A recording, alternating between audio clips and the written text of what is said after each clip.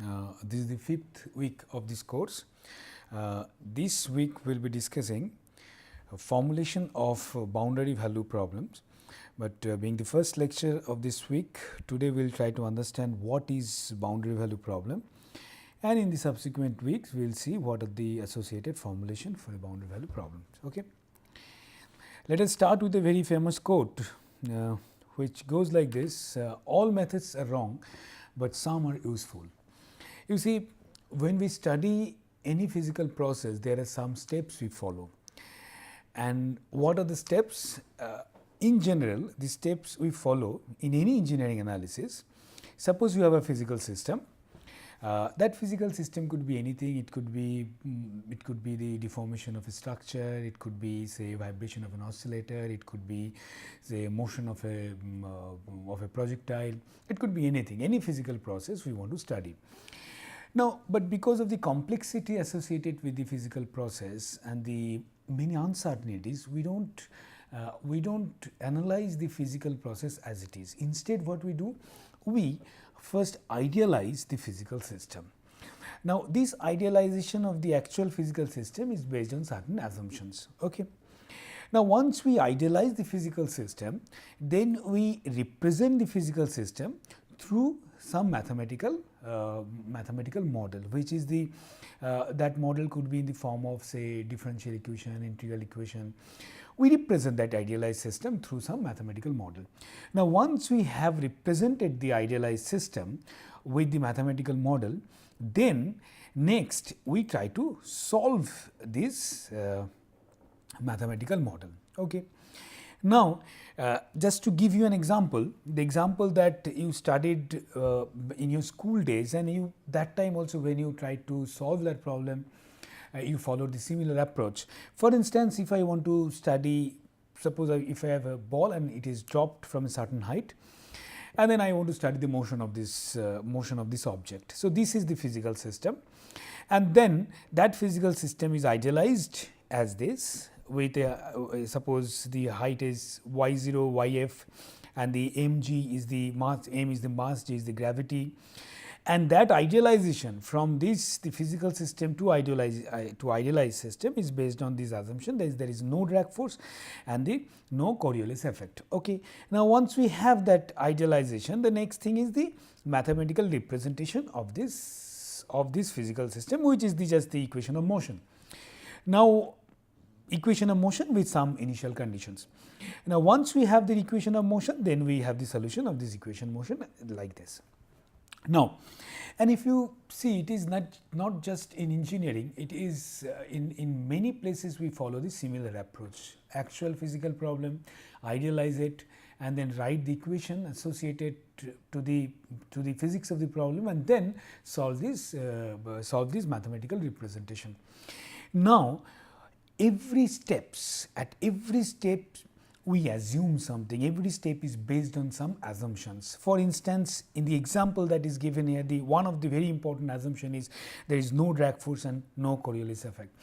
The assumptions are very, very important, because assumptions are limitations. Whenever we study a theory, it is important to know the formulation, it is important to know the derivations, but more than that, it is important to understand what are the assumptions which constitute the basis of that formulation, because assumptions are the limitations. The places where these assumptions are not applicable, our formulation will not be applicable. Now, with this, at every step is based on certain assumption, and with every assumption we slightly deviate from the actual system. So, the solution that we get through this process, the solution is not the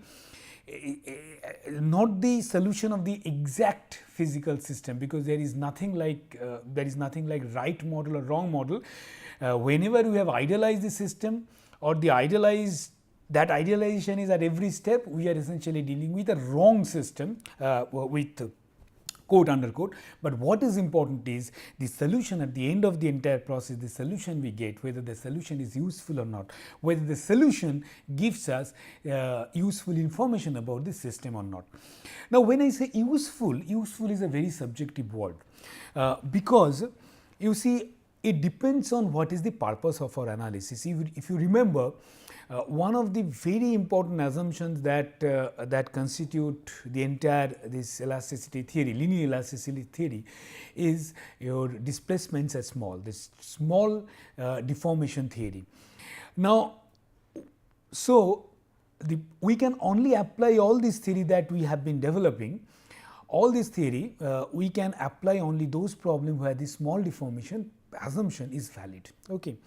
And the solution we get from all this derivation, all this formulation, the solution gives us useful information about the system as long as the small deformation assumption is valid.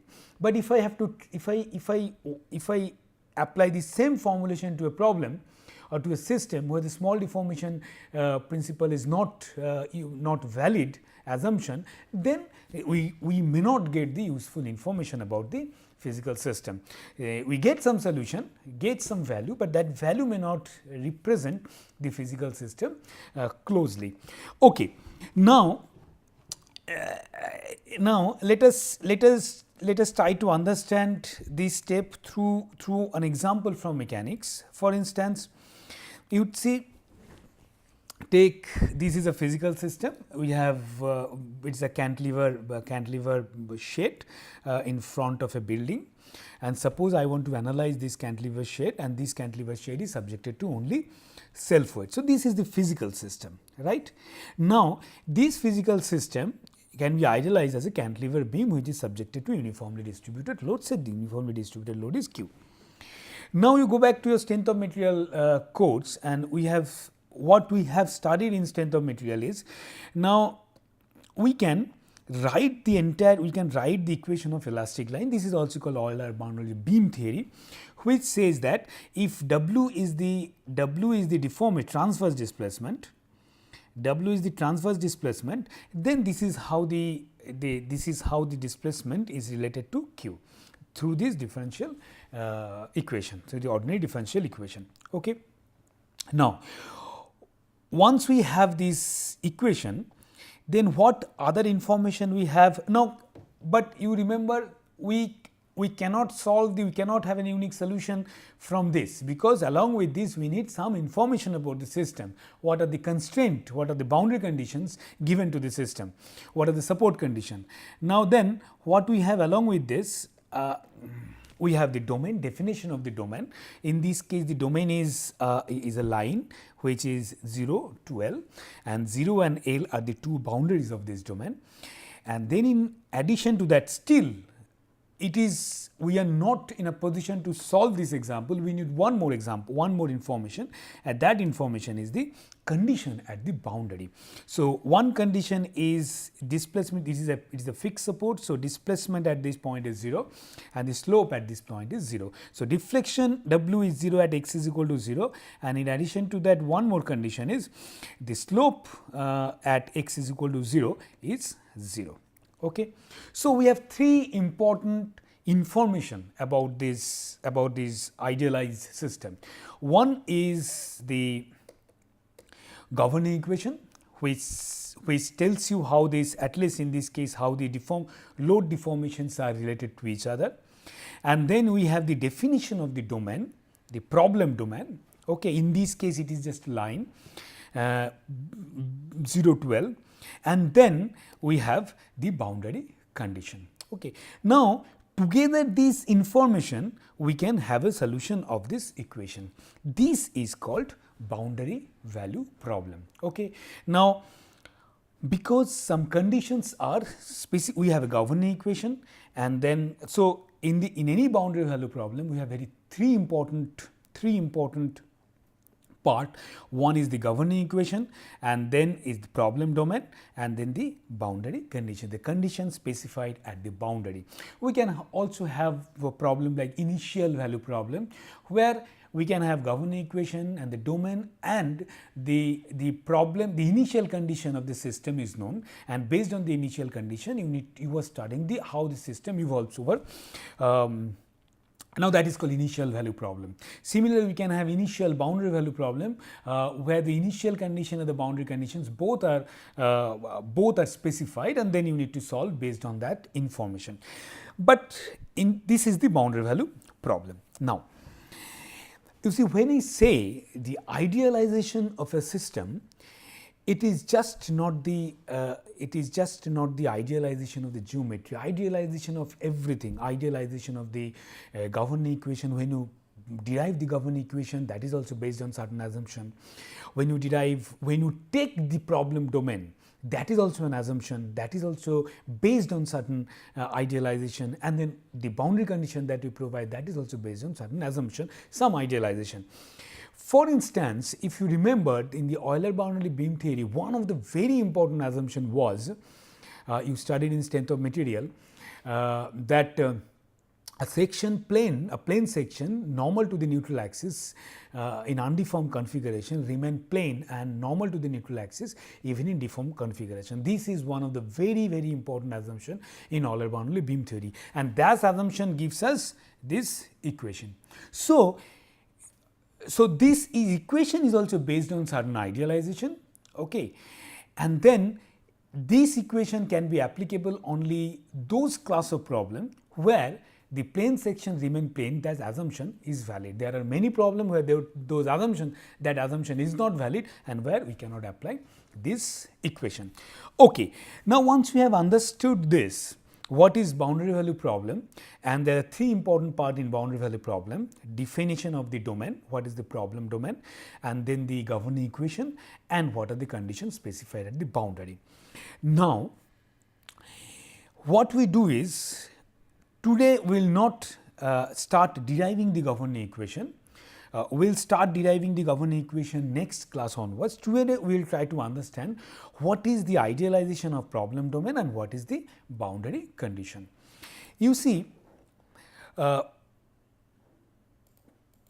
for instance, let me show you some structure.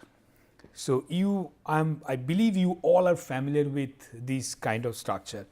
You studied in mechanics, you studied in strength of material, and those who have taken structural analysis, they have studied that in structural analysis as well. The first one is truss. This is truss. One of the important characteristic of truss is all members are two force member and the members are connected to each other at the end, and load can be applied only at the joints, not at the middle of the member. Then we have beams where that restriction is not there. A member can take both shear force and bending moment. And then we have frame where the axial force sometime you can consider, you may not consider. You see, there is nothing like truss, beam and frame in nature. In nature, anything you take, any structure you take, whether it is a building, bridges, or say any vehicles, any ship or anything, it is essentially a three-dimensional object in space, right? When we say something is truss, something is beam or something is frame, it means that we are idealizing that particular object as truss, as beam or as frame. Or if we say something as plate, something as shell, this is essentially a structural assumption, structural definition given to those three-dimensional objects. Okay. Now, so these are some structural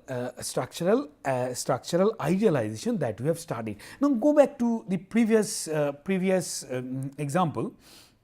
You see, it was a beam.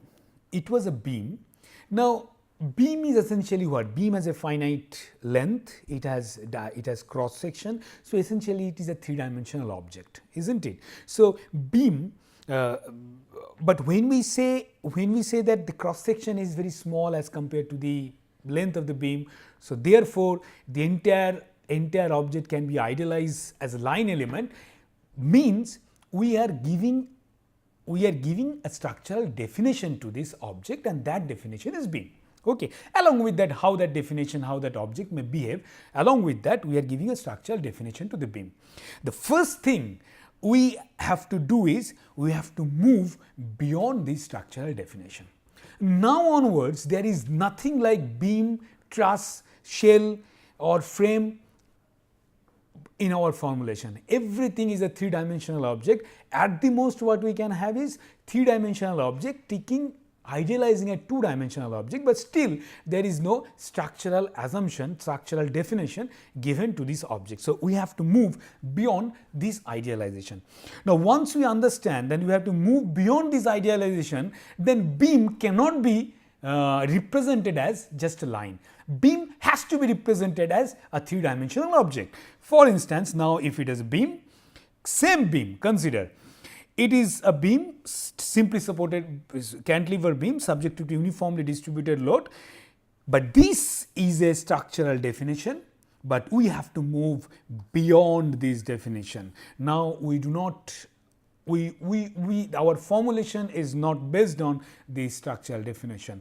Now, the beam is actually a 3D object. This is a 3D object. Okay, 3D object subjected to some load and it is deforming as a response to that load. Internal forces, stresses generated in that object as a response to that external loading. At the most what we can do is, we can do this 3D object can be idealized sometime as plane problem, 2D idealization, that towards the end of this towards the end of this course we will have one week on plane problem, plane stress problem, plane strain problem. There we will see how under what circumstances a 3D object can be idealized as a 2D object, but still there is no specific structural definition given to this object. Okay. Now, this was the first part of this definition. If you go back to the definition, if I go back to the definition, one important part was this, right? The definition of the problem domain. In this case, the problem domain is idealized as a line and therefore, the problem domain is this, but now onwards the problem domain is, if it is a 3D object, it is a three-dimensional domain. If it is a 2D object, the two-dimensional domain. It can be idealized as a 2D object, then a two-dimensional domain. Okay. So, this is the problem domain. Now, let us see, once we have understand that now the domain is this, we have to give the boundary also accordingly. For instance, here when we say that it is idealized as a line, then it has just a one point, but now the beam is not idealized as a line, it is a three-dimensional object, then it has several surfaces. Then the boundary condition we have to give on the surfaces. Let us see what are the boundary conditions we can have on the surfaces of any three-dimensional object. Okay. Now, so let us start with this. Let us take this example. Let us take this example first. So, suppose this is the example. Now, you recall we have two things. We have on the surfaces we can have two kinds of boundary condition. One boundary condition is the displacement boundary condition and another boundary condition is called traction boundary condition. Traction we already had, we already have idea about what is traction. It means that on the boundary, for instance, this is the beam and then this is the beam, entire beam without any forces on the boundary. Now, it had four sides, right? Now, you see what are the information we have at the four sides. First information we have at this side is, this is a 2D problem, then what is the displacement we have? We have deformation. This is, if we take this as the coordinate axis, this is x and this is y. Okay. Then we have say ux, u and v. Okay. So, u is the displacement in x direction or y is the displacement in y direction, deformation in y direction. And then what we have is, we have stresses. Then stresses we can have, if you recall, it is a two dimension. So, we have sigma xx and then sigma y, sigma xy, and then sigma yx, and then sigma yy. Sigma x and sigma yx, they are same because this is symmetric. Okay. Now, this is sigma. Now, let us see what are the information we have at 4 sides. This side, what information we have? This side is a fixed side. So, we have u is equal to 0 and v is equal to 0. This is the information that we have at this boundary. Whatever solution we can get, that solution has to satisfy this condition, the condition specified at this boundary. Okay. Now, what other boundary conditions we have? You see, you recall that if we have a plane, then on the plane we can have a normal stress, and then we can have shear stress, right? And on this plane, the stress can be represented by traction vector, which is Tn, where n is the normal to this plane. Okay. Now, on this surface also we can have traction vector. That traction vector is essentially here, if we take, then this is n. If this is n, then in this case traction vector will be what? What are the forces we have? In this we can have normal force, we can have say normal stress sigma yy, and then we can have shear stress, which is sigma yx. And what is this traction? This traction will be sigma yx and sigma yy. Okay. Now, on the what are the conditions we have at this boundary? At this boundary, the condition we have is sigma yx that is equal to 0 and sigma yy that is equal to minus q. That is the information we have at this boundary, right? And that is the information we have at this boundary. Okay. Either we can write sigma yx is equal to 0 or sigma y is equal to minus q, or we can write that traction is equal to this 0 minus q. Both are fine. Okay. In terms of traction vector or separately you can write. So, this is the information we have at this boundary. What information we have at this boundary? At this boundary, what are the forces possible? We can have sigma x, sigma xx, and then we can have sigma x y.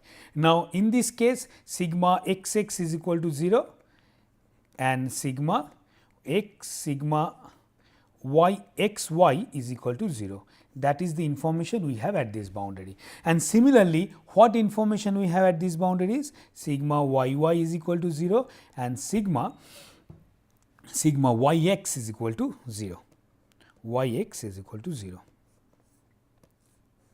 Okay.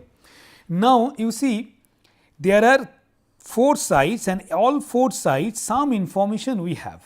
Okay. At this site we have displacement specified. So, this is displacement boundary condition, and at this, so this is displacement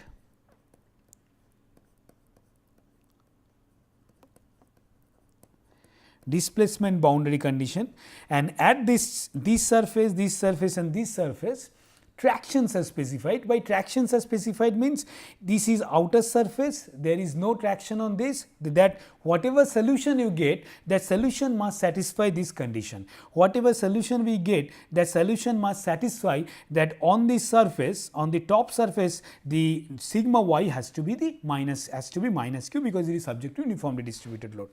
So, these are called traction boundary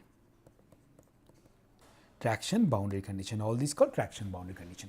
So, what information specified at the given boundary, based on that we can have a displacement boundary condition or we can have traction boundary condition. Now, you see boundary condition does not, okay, let us move to the next example, then probably take the same example, but now instead of a uniformly distributed load, we have a shear force at this. Okay. Now, take once again. So, this is again same at this boundary, this is again same u is equal to 0 and v is equal to 0. This is the condition specified. On this boundary, it is a stress free boundary. So, either you can write in a traction form, or you can write sigma y is equal to 0, or and sigma yx is equal to 0. So, this is the condition specified at this boundary. At this boundary also sigma y is equal to 0 and sigma yx is equal to 0. Okay. This is condition specified at this boundary. What happened to this boundary? See, there is on this boundary, what are the forces we can have? We can have sigma x, xx, and we can have sigma x y, right. Now, there is no normal stress on this, there is no stress in the in x direction. So, naturally sigma xx is equal to 0. So, that is one condition specified at the boundary. Now, what about sigma xy? Is it 0 or is it something else? What is information given here is that total shear force on this surface, total shear is V. If the cross section is, if the cross section of this object is, if the cross section of the object is this, if the cross section of the object is this, then this is say A, cross section is A, then what it gives you? This tells I that integration of sigma x, integration of sigma x y dA over entire area, that is equal to V. Okay. So, total shear stress integrated over the entire cross section, that gives me total shear force, and that shear force is V. So, this becomes the another boundary condition. Okay. So, all four sides, these are the different boundary conditions. The displacement boundary condition here, and all other three sides, they are traction boundary condition. In this case, traction boundary condition, it is also sometimes called a stress free boundary condition, because this surface is stress free. This surface is also stress free. Let us see one more example. Suppose in this case, what are the information we have in this case? Here also we have same thing, u is equal to 0, v is equal to 0. This is the displacement boundary condition. And then on this surface, what we have? If this is q, then we have here sigma x, sigma yy is equal to minus q, and sigma yx is equal to 0. This is another boundary condition. Now, what is boundary condition here is, you see this is also a stress free boundary, and this boundary can be represented by a normal vector n and a traction, say a traction on this, which is Tn. Okay. Now, this traction, since it is a stress free boundary, so here boundary condition is the traction on this boundary is 0. Now, this traction you can represent if this is an x y coordinate system. What coordinate system you take? This is x and this is y coordinate system. Now, if the traction, the projection of Tn is Tx in x direction and projection of traction is Ty in y direction. So, this essentially tells you that this is equal to 0. Okay. So, this is another boundary condition. So, as we come across different problem, as we solve different problem, we will try to see different kinds of boundary condition, not only in Cartesian coordinate system, we will see polar coordinate system, cylindrical coordinate system, we will be doing it as we come across the different problems. Okay. Now, so this is the boundary condition. Now, before we close, you see, when we derive governing equation for elasticity from the next class onwards, there are three important pillars, there are three important ingredients of that formulation. One is the equilibrium equation. What is equilibrium? If you recall your strength of material, that if we have a beam, suppose like this, take a propped cantilever beam which is subjected to uniformly distributed load, and then it is a propped cantilever beam. Then you try to solve these using static equilibrium equation, and there you define two kinds of problem, or rather three kinds of problem, depending on how many equations you have and how many unknown you have. For instance, the equilibrium equations tells you the summation of forces is equal to 0, summation of moments is equal to 0. In 2 dimension, it is essentially, it gives you 3 equations, summation of 2 forces and summation of moment.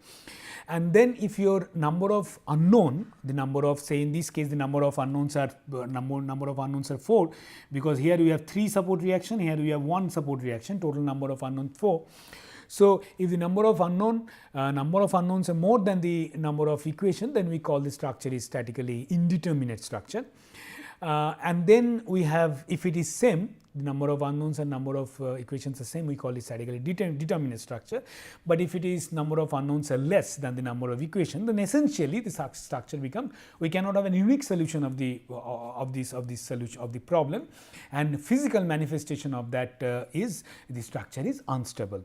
Now, you recall, so equilibrium equation is essentially that summation of forces is equal to 0, summation of moment is equal to 0, but here we write the equilibrium. There is now we are not dealing with forces and moments, we are dealing with stresses. So, equilibrium equation, the same equilibrium equation, summation of forces is equal to 0, that equilibrium equation, but now it will be written in terms of stresses. Okay. Moment equilibrium not explicitly required, because if you recall in one of the lectures we discussed, the symmetry of Cauchy stress tensor gives you that equilibrium automatically. Okay. So, this is the equilibrium equation. Again, recall your strength of material when you studied indeterminate structure, the equilibrium equation alone were not satisfied, not sufficient to find out the solution of the entire problem. So, in additional equations were required, and how you constituted that additional equation? Using the compatibility, displacement compatibility. So, now we are not dealing with directly displacement, but now instead of that what we do is the same compatibility relation, but will be written in terms of strain. Okay. So, it has two important parts. One is the equilibrium, which tells you how the stresses are related to each other, how the different components of stresses are related to each other. Then we have compatibility, which tells us how the different components of strains are related to each other. And then we have the material constitution, which relates the stress and the strain, which you already studied in the 3rd and 4th week. For different kinds of material, what is the material constitution, and for linear elastic material, what this constitution essentially can be reduced to. So, these are the 3 ingredients of a equation for elasticity. Next class we will start with equilibrium. Okay. So, we stop here today. So, next class will discuss the equilibrium equation. See you in the next class. Thank you.